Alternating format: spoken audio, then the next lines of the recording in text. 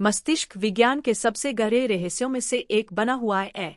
जैसे जैसे तंत्रिका वैज्ञानिक इसकी गहराइयों का अन्वेषण करते हैं, वे हमारे विचारों, भावनाओं और कार्यों को संचालित करने वाली अद्भुत जानकारियों का खुलासा कर रहे हैं। सुजाना मार्टिनेज कोंडे, थालिया व्रीतली और उरी माउस जैसे विशेषज्ञों के अनुसार मस्तिष्क हर उस चीज के लिए जिम्मेदार है जो हमें वह बनाता है जो हम हैं, फिर भी इसके अधिकांश कार्य हमारे सचेतन ज्ञान के बाहर होते हैं। यह दिलचस्प सवाल खड़े करता है, मस्तिष्क का कौन सा हिस्सा वास्तव में नियंत्रण में है और हमारे कार्यों पर हमारा कितना नियंत्रण है।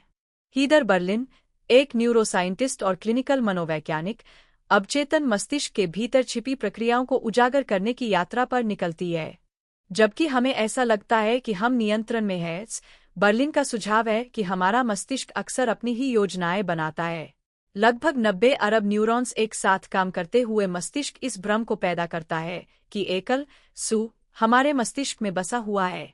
वास्तव में जो कुछ हम करते हैं उसका अधिकांश हिस्सा बिना हमारे सचेतन इनपुट के होता है। अनिल सेठ इस बात पर जोर देते हैं कि नियंत्रण की भावना हमारी पहचान के केंद्र में है, फिर भी हमारा मस्तिष्क इस विश्वास का विरोध कर सकता है। ऐसे उदाहरण हैं जहां मस्तिष्क का समन्वय विफल हो जाता है, जिससे पता चलता है कि मस्तिष्क के विभिन्न भाग कैसे एक साथ और स्वतंत्र रूप से काम करते हैं। उदाहरण के लिए, नींद में चलने, स्लीप वॉकिंग के मामलों में लोग बिना सचेत जागरूकता के चलने या यहाँ तक कि गाड़ी चलाने जैसे जटिल कार्य करते हैं। इमैनुएल ट्यूरिंग जैसे तंत्रिका वैज्ञानिक यह अध्ययन करते हैं कि नींद के दौरान मस्तिष्क की तरंगों और शारीरिक गतिविधियों की जांच करके ऐसे व्यवहार कैसे संभव होते हैं। सचेतन इनपुट के बिना मस्तिष्क की अद्भुत क्षमता नींद में चलने तक ही सीमित नहीं है। तंत्रिका वैज्ञानिकों ने पाया है कि मस्तिष्क के कुछ क्षेत्र अन्य क्षेत्रों से स्वतंत्र रूप से काम कर सकते हैं। उदाहरण के लिए, प्रीफ्रंटल कॉर्टेक्स, जो निर्णय लेने और आत्मजागरूकता के लिए जिम्मेदार होता है, अन्य मस्तिष्क क्षेत्रों के सक्रिय रहते हुए निष्क्रिय हो सकता है। यह घटना विशेष रूप से नींद विकारों में स्पष्ट होती है, जहां व्यक्ति गहरी नींद में होने के दौरान अनजाने में कार्य करते हैं। बर्लिन एक नींद केंद्र का दौरा करती है ताकि यह देख सकें कि नींद के विभिन्न चरणों के दौरान मस्तिष्क की तरंगें कैसे बदलती है। गहरी नींद में मस्तिष्क की गतिविधि धीमी हो जाती है, लेकिन स्लीप वॉकर्स में मस्तिष्क के कुछ क्षेत्र, जैसे मोटर कॉर्टेक्स, सक्रिय रहते हैं, जिससे गति संभव हो पाती है। यह सवाल उठता है कि अवचेतन अवस्था में हमारे कार्यों को वास्तव में क्या नियंत्रित करता है। सचेतनता स्वयं एक बहुस्तरीय अवधारणा है। सेठ बताते हैं कि यह अलग अलग स्तरों में होती है, दैनिक जागरूकता से लेकर गहरी नींद या एनेस्थीसिया, बेहोशी तक, जहां सचेतनता पूरी तरह समाप्त हो जाती है।